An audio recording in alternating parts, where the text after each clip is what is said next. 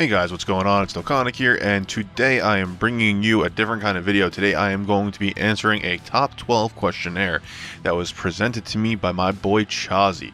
Chazi, shout out to you. Thank you. I appreciate you making me part of the Kami Zensu family. So before I start, I want to go ahead and tag Renaissance Supra. You are the next person in line to do this 12 question questionnaire. Once I'm done, make sure you go down in the description below, copy the questions, and get prepped and put some of that on your video. Chazi, I will also be leaving a link to his YouTube channel down below in my description. Please feel free to go ahead, check him out, and subscribe to him.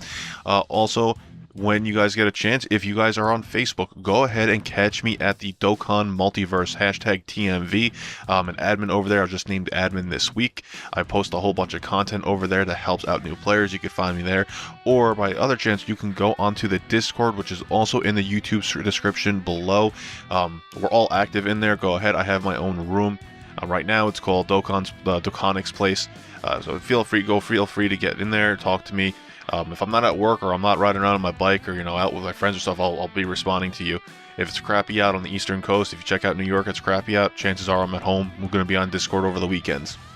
Well, with all those shout-outs, that's all over with. Let's go ahead and start with the 12 questions. Alright. So the first question is, are you a global player or a JP player? Well, if you've watched any of my videos, I am a 100% global player. I do have a free-to-play JP account, but it's technically air quotes free-to-play. So I know a lot of you who are really free-to-play are going to not consider me free-to-play, because during the Super Saiyan 4 event that came out on the JP side, I did purchase the multi-stone pack so I can get my 70% leader. And then when I believe it was the Gogeta event came out, I did the same thing so I can get the last 70% leader. I want to make sure I got them, guys. I'm sorry. I still consider myself free to play. The only reason why I did that is because I just wanted to get a 70% leader. But outside of that, I am 100% global. Global I welled out on, and that's my primary account where all my best cards are, where my dupe system, everything I grind out every day. I've been playing it since essentially the game came out. Question number 2. When and why did you start playing Dokkan Battle? Now this one is a lot longer of a question to answer. So it starts back in middle school. My middle school, when Dragon Ball Z first came on the air, before any of this, what it is now, back when Dragon Ball Z first started and claimed its glory in America. I'm a little bit older than some of you. I looked at the demographics of who watches my videos. It actually turns out a lot of you are around my age that watch this, so that's pretty cool. But I was one of those kids growing up with Dragon Ball Z during the dial-up ages. If none of you guys none of you younger kids probably remember anything about that. But anyway, I watched Dragon Ball Z. That was my big thing when I was a kid. I grew up. When I grew up, I used to rewatch some of the fight scenes like Frieza and that when I started exercising, get myself amped up. By the time about a couple years ago, well, about 2 years ago now, I started getting really into Spartan races. So I started watching Dragon Ball Z, MMA, anything that has to do with fighting or, something amped up, like music like Metallica, Disturbed, whatever. Get myself amped up for workouts and everything.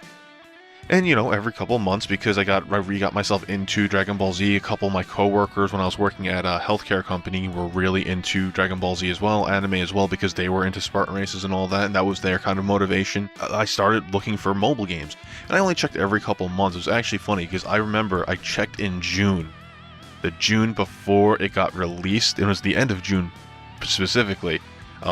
It got released to the global side, so I ended up finding it at the end of July, beginning of August, and that's when I created my account.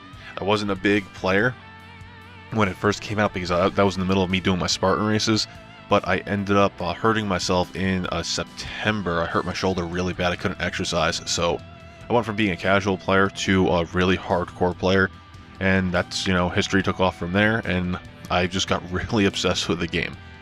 Let's see, number 3. Why did you start uploading Dokkan on YouTube? Well, there's 2 main reasons. One, I watch a lot of YouTubers, and a lot of YouTubers do gameplay and event-specific gameplay. I know there are a few of them that actually will go out and do free-to-play teams and just show you the actual content of the free-to-play team, but there are not a lot of guys who actually do analysis videos. There's a lot of Reddit posts, there's a lot of Facebook posts. Even on Google Plus, there are a lot of posts about analysis, but no one has been covering any of that information. I figured, you know, a lot of people, like, I'm a visual learner. There's a lot of people who probably would benefit from having a YouTube video or a video put in front of them explaining the information to them. There's also a lot of different areas. I mean, if you saw my where to find information video when I first started the channel, sorry for the audio quality there, by the way. I know it was not the greatest. There's a lot of information that you can, where to find Dokkan information. I mean, you have the Twitter, you have the Reddit, there's like 17 Facebook groups. You have Google Plus. There's this app that I was actually just made aware of. I'm opening my phone right now.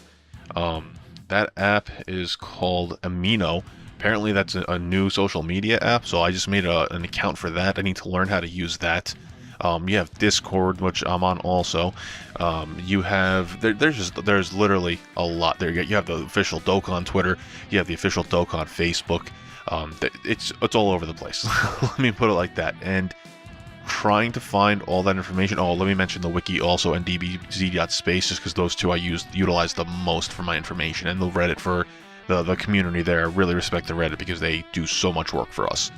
But yeah, what I was saying was there's just so much information all out there, and I know it's hard for everyone to be organized, or at least have the time to try and find it. I know a lot of you guys are in school, you're in college, you're in high school, you have jobs, I have a job, you know.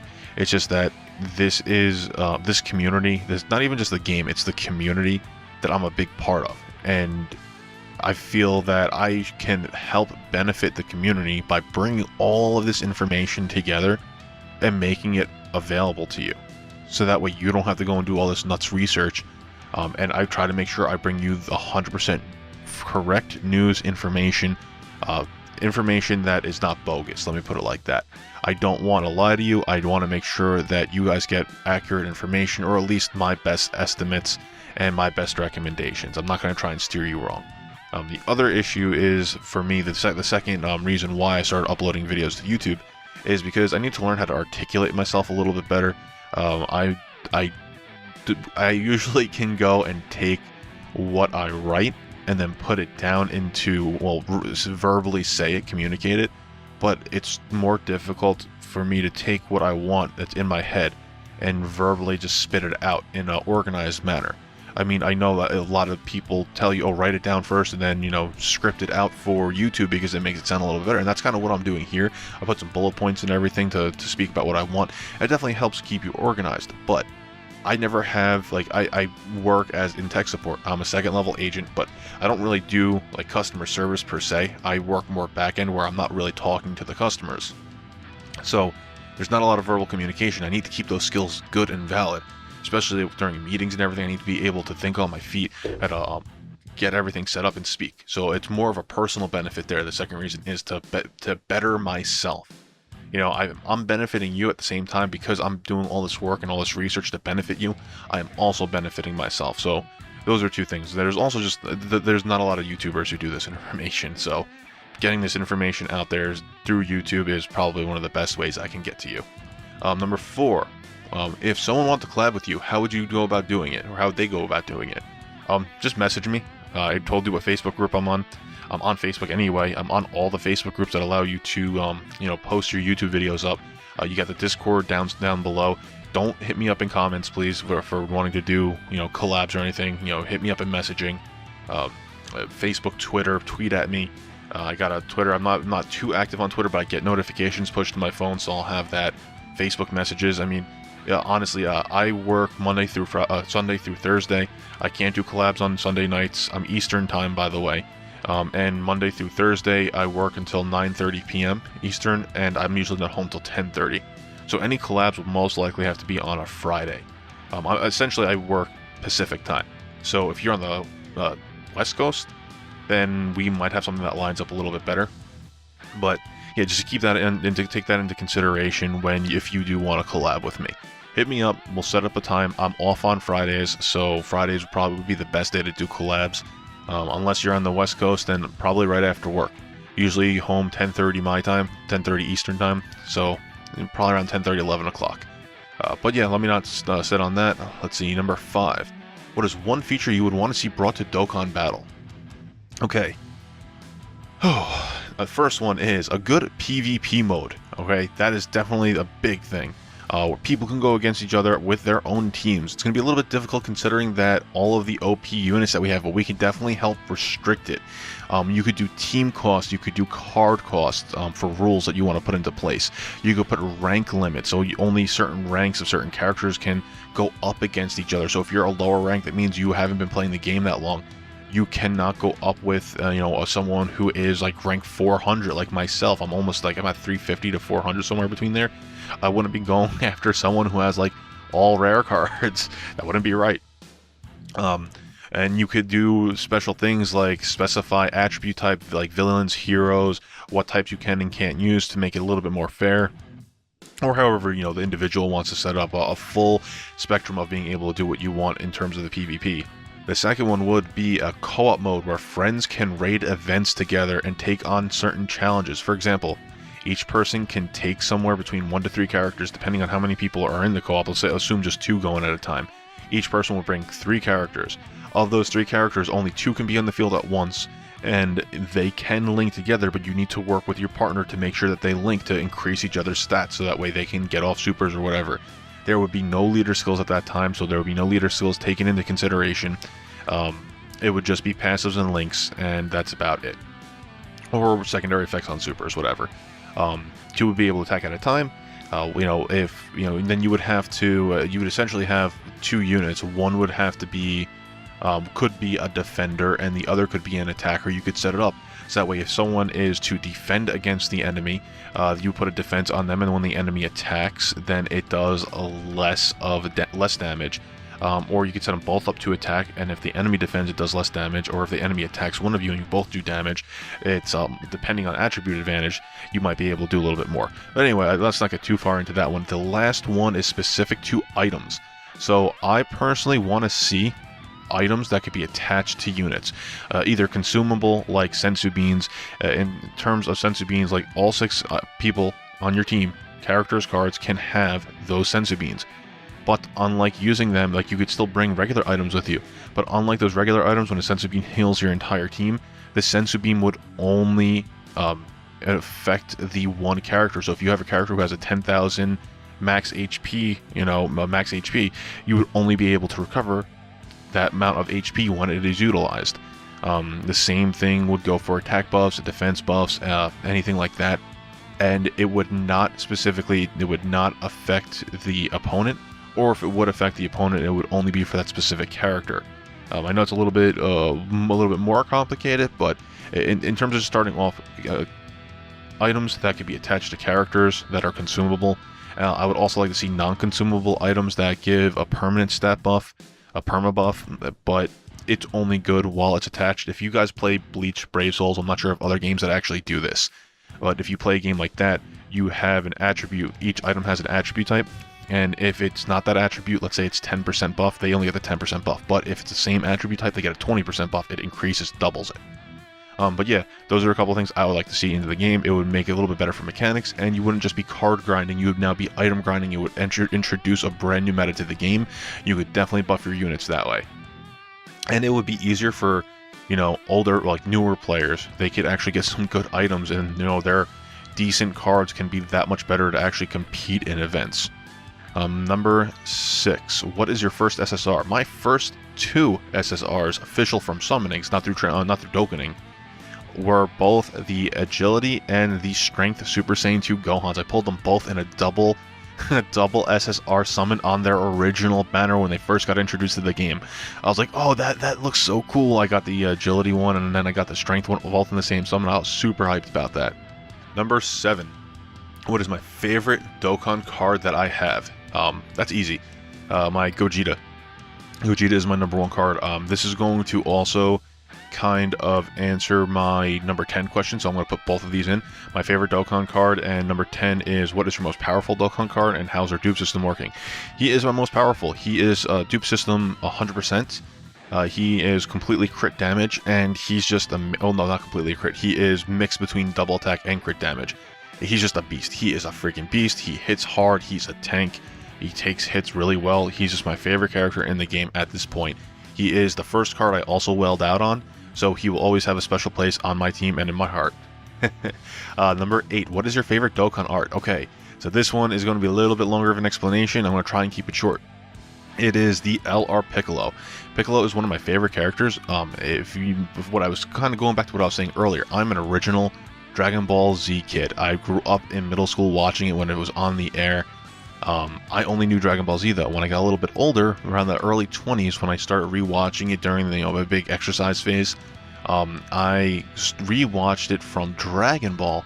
That's when I learned who Piccolo was as a character. I learned who King Piccolo was. I was really excited about it. I was like, oh shit, he's a badass, he's an evil villain, this and that, da-da-da. And I saw the progression of Piccolo as a character. I mean, I really wish there was a little bit more of a story to him instead of just the flashes of him killing people as a kid. But, I mean, in terms of who he is as a character, who he's become, that moment when he took that Ki Blast, was it from Nappa, to save Gohan, was just, it was a character changer. It literally changed who he was. Other than Vegeta, the most character development in the entire series. So that moment in itself was just amazing. The Majin Vegeta would be a close second, the LR one. I love that moment in Dragon Ball Z, I'm sorry. I feel like that card art would have been so much more impactful if he was holding Trunks, and the card art animation was like, take him and go away, and then you had like Krillin fly off in the distance, and then Vegeta blew himself up. I feel like that would have made that my #1 favorite card art personally, but you know, they didn't do that. It was emotional. That's why I like the LR Piccolo. But yeah, number 9, what is one Dokkan card you want badly that I don't have? I actually kind of have everything that I want right now. The only card that eluded me for the longest time was the Tech SSR Final Form Frieza. And if you watched, I forgot what video it was a while ago, about a month ago. I did post it up though, not the pull, but the card. I pulled him last month. So technically, I guess it would be the Agility Super Saiyan Blue Vegeta, because I don't have him. But I don't need him. It was just, yeah, I'd like to have him. Let's see. We're skipping number 10 because I went over that earlier. What is my favorite team to run? My favorite team is my villains team, at least as of right now. If you saw my videos this week, I pulled my Merge Zamasu. I have a full villains team ready to go. I have all of the Dokkan exclusive leaders, the 70% leaders. So I have that going for me. And my current team that I like to run is Merge Zamasu lead with Super Saiyan Rose, LR Broly, Janemba, because Janemba links very well and he's a good tank. Full Power Frieza. I know some of you asked me why Full Power Frieza. He links very well, has an immense damage modifier, and he has 120% passive increase. And Goku Black because of the Ki buff. So Goku Black and Rose with those Ki buffs, that is my favorite team at this point. Because you could do a double Merge Zamasu lead, and you'll always have Ki because of those Rose, well, because of Rose and because of Goku Black. Second team would be my Heroes team, obviously, Full Fusions team, with my Super Saiyan Blue Vegito, with my Super Vegito, with my Gogeta, with my Gotenks, with my Super Saiyan 3 Gotenks, and my Super Saiyan Gotenks, and then base form Tech Vegito. So those are my 2 favorite teams, but definitely villains over my Heroes team. And number 12, what is my favorite moment when I have with Dokkan Battle so far? It probably would be when I Dokkan Awaken my LR Piccolo, just because of the grind and the patience. All of those SR Piccolos that I had to patiently train up and awaken and feed into him. How many times I had to beat the World Tournament, that grind for the World Tournament, to get him at a Super Attack 10 with all 4 dupe paths unlocked, to get him to LR with all the cash, all the Zenny, all the medals that you needed. I mean, I still have one card that's at like Super Attack 3 now, I believe. I need to get him to Super Attack 10 so that way the final one can be Super Attack 20. But yeah, LR Piccolo, Dokkan Awakening him to LR is probably my favorite one, just because of what I said before earlier in the video on question 8 about my Dokkan art, and about him, finally getting him there. I know he's not the most powerful card, I know his defense buff doesn't really come into play until the 120 meta, but he is definitely probably my pride in terms of what I've done on YouTube so far. I'm sure there'll be other moments. But that's it, guys. Appreciate you coming by here. Make sure you hit the sub button if you're new. Go ahead, check out my boy Chazi. Again, thank you for bringing me into the Kami Zensu squad. I really appreciate it. Check me out over on the multiverse, the Dokkan multiverse. So I'm over there all the time. Thank you guys for joining me. I know it was a long-winded video. I appreciate taking the time to stop by. A whole bunch of questions. This is kind of like a reintroduction to myself because I did my introduction video when I first started, but this is that. But yeah, go ahead, check out my other videos. I do a whole bunch of Dokkan content if you haven't already done so. I try to be very elaborate with my explanations, and I try to break things down for you so that way you get really good information. But again, guys, thank you. I appreciate it, and you all have a good day. Stay tuned for a video I'll be dropping later on in the day.